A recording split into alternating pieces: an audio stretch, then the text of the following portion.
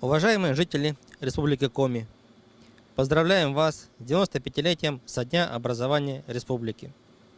Желаем успеха и процветания Республики Коми. Она удивительно красивая, как и вся наша земля.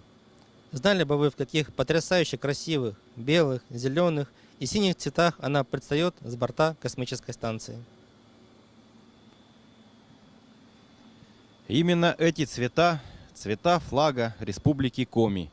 Уверены, это не случайно и говорит об особой духовности и связи с родной землей. Мы желаем вам эту землю беречь и приумножать ее богатство.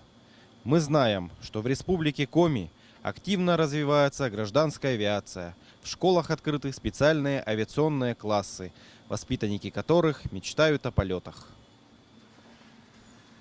Мы желаем, чтобы их мечты исполнились, чтобы осуществились планы и надежды всех жителей республики. С праздником, друзья! С юбилеем! Борт-инженера 48-й экспедиции на Международную космическую станцию Олег Скрипочка, Алексей Овчинин и Анатолий Иванишин.